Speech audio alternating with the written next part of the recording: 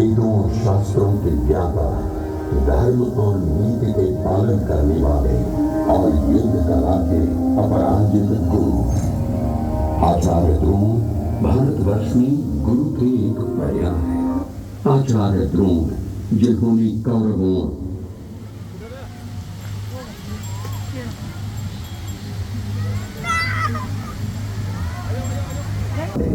और युद्ध कला के अपराजित गुरु।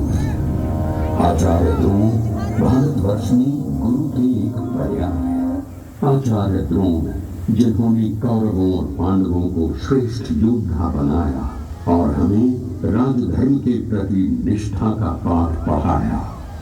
आचार्य द्रोण महाभारत के प्रभावशाली पात्रों में से एक। ऋषि भरद्वाज के आश्रम में द्रोण का जन्म हुआ।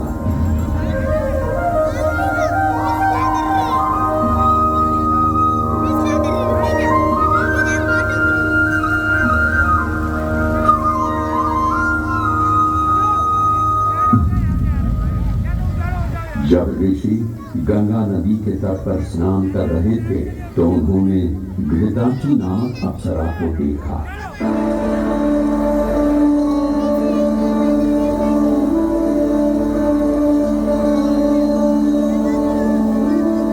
उस क्षण उनके मन में प्रेम उत्पन्न हुआ। प्रेमवश पैदा हुए शुक्र को उन्होंने एक द्रोण अर्थात मिट्टी के पात्र में सुरक्षित कर लिया, जिससे एक दिव्य बालक का जन्म हुआ। मिट्टी के द्रोण पात्र से पैदा होने के कारण उसका नाम द्रोण रखा गया। बचपन में ही आश्रम में उन्होंने वेदों, शास्त्रों और शस्त्रों का अध्ययन किया।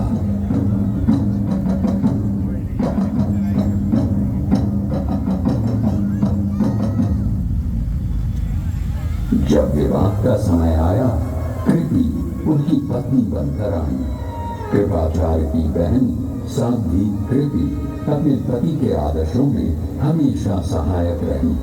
पुत्र अश्वत्थामा का जन्म उनके जीवन में नई ऊर्जा लेकर आया। अश्वत्थामा जन्म ही से दिव्य शक्तियों से संपन्न थे। उनके मस्तिष्क पर एक अमूल्य रत्न भी था। क्षत्रियों का संहार करने के बाद परशुराम अपना सर्वस्व ब्राह्मणों को दान कर रहे थे। द्रोण भी धनुर्विद्या, दिव्यास्त्र और धन की लालसा में उनके पास गए। हे भगवान परशुराम, मैं आपके चरणों में नमन करता हूँ। मैं आपसे धन आदि की प्राप्ति की इच्छा से आया हूँ। मैंने अपनी धन संपत्ति ब्राह्मणों को दान कर दी। मेरी बची हुई धनुर्विद्या दिव्यास्त्रों का प्रयोग सिखा सकता हूँ। गुरुदेव, मैं यही ज्ञान पाकर धन्य हो जाऊँ। मुझसे बड़ा कौन धनी होगा? मुझे स्वयं परशुराम ने सिखाया। तुम्हारी निष्ठा ने मेरा हृदय जीत लिया है। ज्ञान ही सबसे बड़ा दान है और मैं इसे अपने तक सीमित नहीं रखूंगा। आओ, मैं तुम्हें उन दिव्यास्त्रों का रहस्य सिखाता हूँ जिन्हें मैंने स्वयं वर्षों की तपस्या से पाया। ब्रह्मास्त्र, नारायणास्त्र, अग्न्यास्त्र, ये सभी शस्त्र अब तुम्हारे होंगे। तथास्तु। द्रोणाचार्य और द्रुपद बचपन के मित्र थे। द्रुपद ने अपनी युवावस्था में वादा किया था कि वो राजा बनने के बाद अपनी आधी संपत्ति द्रोण को दे देंगे। लेकिन जब द्रोण अपने कठिन दिनों में सहायता मांगने उनके पास पहुंचे तो द्रुपद ने उन्हें अपमानित किया। द्रोण, मित्रता केवल समान लोगों के बीच होती है। मैं एक राजा हूँ और तुम एक निर्धन ब्राह्मण। हमारी मित्रता अब संभव नहीं। ये अपमान द्रोण के हृदय में गहराई से चुभ गया। उन्होंने प्रण लिया वे इस अपमान का बदला लेंगे। आक्रोश और दुख से भरे द्रोण कृपाचार्य के पास हस्तिनापुर पहुंचे। भीष्म पितामह ने उन्हें कौरव और पांडव राजकुमारों को युद्ध कौशल एवं शस्त्र विद्या सिखाने की जिम्मेदारी दी। अब वे द्रोणाचार्य नाम से जाने गए। द्रोणाचार्य ने अपना आश्रम वर्तमान में गुरुग्राम नाम से प्रसिद्ध नगर में बनाया।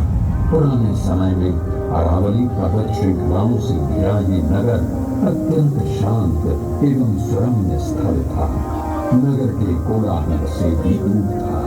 यहीं पर उन्होंने कौरवों और पांडवों को प्रशिक्षित किया। एक दिन द्रोणाचार्य ने सभी राजकुमारों की परीक्षा लेने का निश्चय किया। एक पेड़ पर लकड़ी का पक्षी बनवा कर रखा और सभी छात्रों से इस पक्षी पर निशाना साधने को कहा। सभी को पूछा, तुम्हें क्या दिखाई दे रहा है? किसी ने कहा, मुझे पेड़ पर पत्ते दिखाई दे रहे हैं। किसी ने कहा, शाखें। अंत में अर्जुन को निशाना साधने को कहा। अर्जुन से पूछा, अर्जुन तुम्हें क्या दिखाई दे रहा है?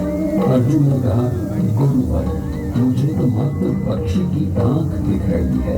आचार्य ने कहा, चलाओ बाण। अर्जुन ने उस पक्षी की आंख एक ही बाण से फेंक दी।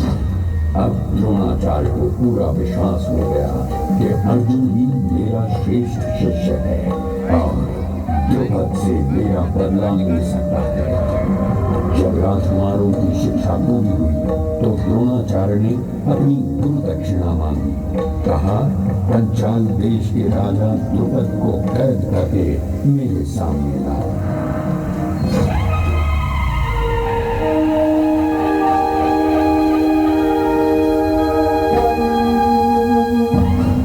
युद्ध की हुंकार हुई। द्रुपद परास्त हुए और कैद कर लिए गए। द्रोण ने द्रुपद से कहा, क्या अब मैं तुम्हारा मित्र बन सकता हूँ? द्रुपद लज्जित हुए और माफी मांगी। उदार दिल द्रोणाचार्य ने उन्हें आधा राज्य वापस देकर आदर के साथ विदा किया। आखिर वो समय भी आया। कौरवों और पांडवों के बीच का विशाल युद्ध, जिसमें भारतवर्ष के सभी राजाओं ने भाग लिया। भयानक 18 दिन, जिसमें हर दिन अनगिनत योद्धा मारे गए और धर्माधर्म की सीमाएं बार बार टूटती नजर आईं। भीष्म पितामह शरशैया पर थे। द्रोणाचार्य अब कौरवों के सेनापति थे। उनका पराक्रम और रणनीति अद्वितीय थे। उनके नेतृत्व में कौरव सेना ने कई महत्वपूर्ण विजयें प्राप्त की। उनकी दिव्य विद्या और अजेय रणनीतियों ने पांडवों को बार बार पराजित होने पर विवश कर दिया। भीम और अर्जुन जैसे महायोद्धा भी द्रोण के सामने टिक नहीं पा रहे थे। चक्रव्यूह में फंसकर निहत्थे अभिमन्यु की हत्या भी हो चुकी थी। पांडव और श्री कृष्ण को द्रोणाचार्य के अश्वत्थामा के प्रति आसक्ति भरे पुत्र प्रेम का भली भांति ज्ञान था। श्री कृष्ण ने युधिष्ठिर से कहा, द्रोणाचार्य अश्वत्थामा से अत्यधिक प्रेम करते हैं। यदि उन्हें विश्वास हो जाए कि उनका पुत्र अश्वत्थामा मारा गया है तो वे अपने शस्त्र त्याग देंगे। सेना में अश्वत्थामा नाम का एक हाथी भी था। भीम ने उसका वध किया और जोर जोर से चिल्लाया, अश्वत्थामा मारा गया। द्रोण, जो युद्ध के बीच में थे, ये सुनकर स्तब्ध रह गए। उन्हें विश्वास नहीं हुआ। उन्होंने युधिष्ठिर से पूछा। वे मानते थे कि युधिष्ठिर कभी झूठ नहीं बोलेंगे। योजनानुसार युधिष्ठिर ने कड़ा मन करके कहा, गुरुदेव, अश्वत्थामा मारा गया। जैसे ही वे कहने लगे, मनुष्य या हाथी, पांडवों ने शंख ध्वनि की आवाजें तेज कर दी और युधिष्ठिर के शब्दों की आवाज कम हो गई। युधिष्ठिर की ये बात सुनते ही अपने प्रिय पुत्र के मारे जाने की शोकाग्नि के ताप से वे संतप्त हो उठे और अपने दिव्यास्त्रों का प्रयोग बंद करके उन्होंने पहले की भांति युद्ध करना बंद कर दिया और ध्यान मुद्रा में बैठ गए। सभी योग युक्त महात्माओं ने द्रोण को परम धाम की ओर जाते देखा। योग का आश्रय लेकर श्रेष्ठ महर्षियों के साथ वे ब्रह्मलोक को प्राप्त हुए। धृष्टद्युम्न ने उनके नश्वर शरीर का वध किया। सभी उपस्थित लोगों की आंखों में आंसू आ गए थे। श्रेयान् स्वधर्मो विगुणः परधर्मात् स्वनुष्ठितात् स्वधर्मे निधनं श्रेयः परधर्मो भयावहः। श्री कृष्ण गीता में कहते हैं, अपने धर्म और अपने कर्तव्य का निष्ठापूर्वक पालन करते हुए अपने प्राणों का बलिदान देना दूसरों के धर्म और कार्यों का अनुसरण करने से श्रेयस्कर होता है। द्रोणाचार्य की कथा हमें आत्मनिरीक्षण और आत्मविश्लेषण के लिए प्रेरित करती है। द्रोणाचार्य मनुष्य के भीतर के द्वंद्वों और उनके बीच के चुनावों के सबसे बड़े प्रतीक होकर हमें सिखाते हैं कि बाहरी चमक को भूलकर हमें अपने रास्ते पर बने रहकर अपनी चुनौतियों का सामना करते रहना चाहिए।